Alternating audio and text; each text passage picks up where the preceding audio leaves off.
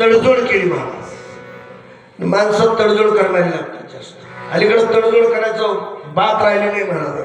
हो कसं जास्त पेटन याच्याकडे लक्ष. विश्वामित्राला जाऊ देऊ नका, माघारी बोलवा. दोन्ही मुलं तुमच्याजवळ राहू द्या, दोन त्याला देऊन टाका. राम आणि लक्ष्मण विश्वामित्र होते आणि भरत आणि शत्रुघ्न तुमच्याजवळ राहून म्हणजे भांडण मिटलं. ऐका माझं. ठीक आहे बोला. गुरु आज्ञा बांधून शिरसी लोटांगण विश्वामित्रासी देवा राम लक्ष्मण दिधले तुम्हासी दोघे मजपासी राहू द्या.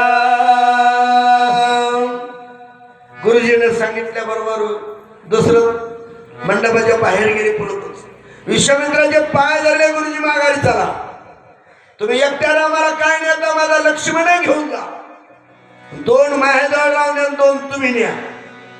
त्याला वाटलं बरं झालं, एकट्या रामांतर काय केलं असतं. आंधळा एक डोळा मागतो तर दोन मिळाले, बरं झालंय ना. विश्वामित्राला राग शांत झाला. विश्वामित्राला परत आणू.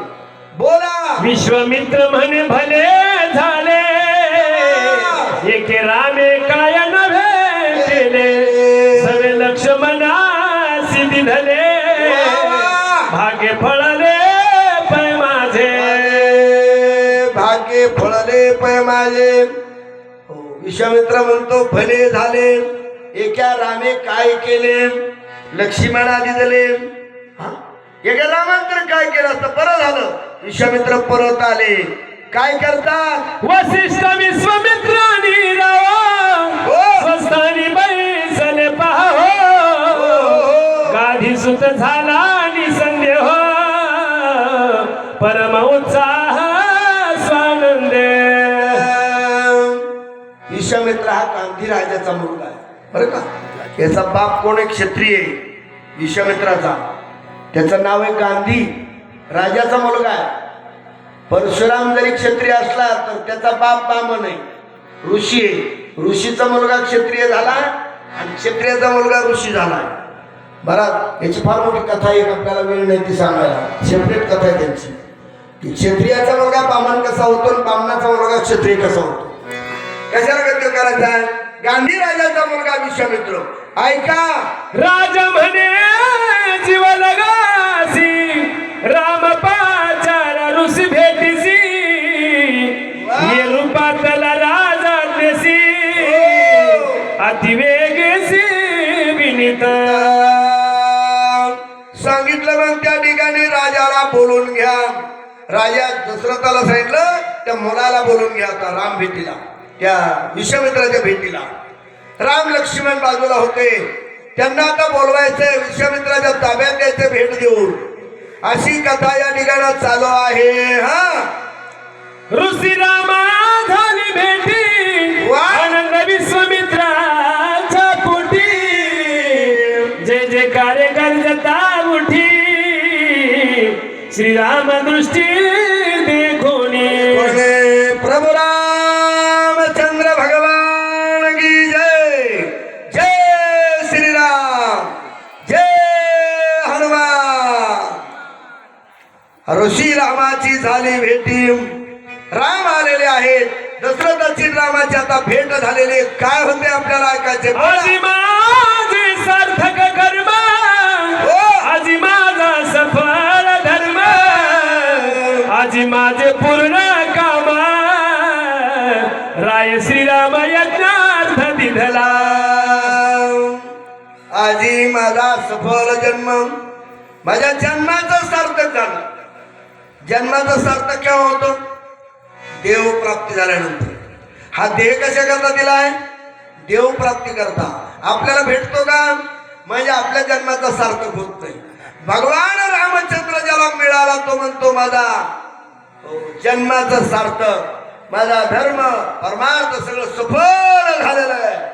आज मला रामाची प्राप्ती झाली. चला.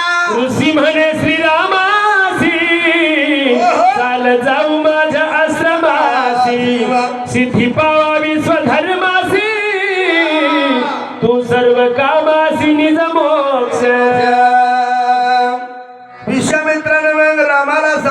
चला माझ्या आश्रमात. तुमच्या वडिलांना पित्यानं मला दिलेले आता माझ्या ताब्यात आहे तुम्ही. चला. त्यावेळेला महाराज विश्वामित्राचा आनंद वेगळाच आहे. राम आणि विश्वामित्राचा संवाद होणार आहे आता. ऐका. राम म्हणे ऋषी समर्था काही पुसेन मनोगता कृपा करावी कृपावंत मी तत्वता वचनार्थी. भगवान रामचंद्रानं विश्वामित्राला सांगितलं महाराज माझ्या मनामध्ये एक मनोरथ आहे. मला तुमच्या बरोबर सुसंवाद करायचा थोडा. मला बोलायचे काय आता. ऐका. आता भगवान रामचंद्राच्या मुखातल्या ओव्या तिथून पुढच्या. राम सांगत आहे तर विश्वामित्र ऐकणारा श्रोता झाला. गोड प्रसंग आपल्याला ऐकायला मिळतो. बोला. देहातव अत्यंत अशक्त देह कर्म तेही नाशवंत कर्म फळ ते क्षयभूत सुख कोण येथे देह संगे. अनुभवाले अंगात या जगात येत असेल. रामचंद्र प्रभूंनी मानवी देह धारण केल्यामुळं मानवी देह किती वाईट आहे किंवा किती चांगला आहे हे अनुभवल्याशिवाय कळत नाही माणसाला. म्हणून देह असणारा नाशिवंत आहे. देहाने केलेलं कर्म ही नाश पावणार आहे. देह इतका अमंगळ आहे, कुच्छल आहे, नाशिवंत आहे. देह चांगला नाही. आणि या देहानं जर यज्ञ रक्षणाकरता गेलं तर काय बिघडतं. तिकडं तरी मोक्ष मिळत इथं तरी काय. हो म्हणजे देह किती अमंगळ आहे किती वाईट आहे हे रामचंद्र प्रभू आज आपल्याला सांगणार आहेत. ती कथा ऐकायची. बोला. अर्थभूता विषय सेविता तो तत्काळ विष्ट होता सुख कोण येथ देह लोभे. देहाच्या लोभानं भूक लागल्यानंतर उत्तम प्रकारचा पदार्थ आपण खातो. आता पंक्तीला रोज चांगले पेट तुम्हाला खायला मिळतात. मिष्टान्न भोजनामध्ये मिळत आहे. परंतु खाल्लेलं मिष्टान्नाचा महाराज काही तासामध्ये नरक बनतो. देह चांगला का मग नाही. याच्यामध्ये या कारखान्यात वरून चांगला बालुशाही वगैरे टाकली संध्याकाळी सकाळच्या रासायनिक क्रियेत बदल. देह चांगला आहे का नाही. चांगला लय नास काय पण लय जपत होत आपण याला. ऐका. देही काळ लागला नित्य क्षय करी अहोरात्र भोगवी जन्म मरणावर्त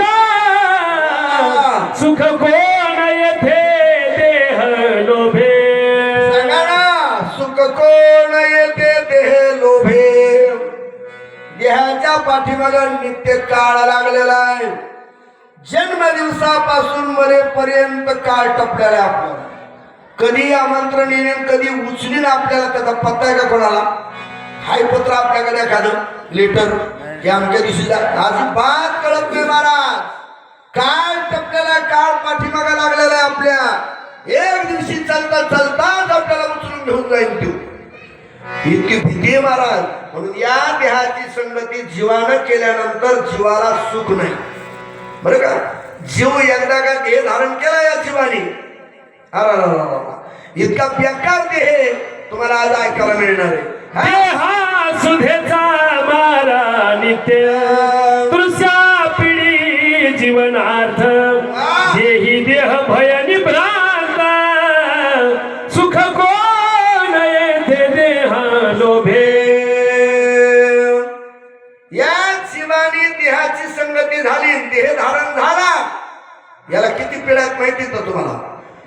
सुगेची पिढा भूक लागली की पिढा आहे ती. तृष्णा म्हणजे तहाण्याची पिढा आहे. हे पिढाच मारा.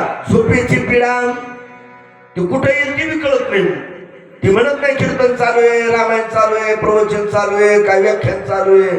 हो टीव्ही चालू असणार नाही येतो का इमानदारी नव्हती काय भानगडी कोण. या बिचारीला तिला बी आवडत नाही किती मला काही पाहायला म्हणून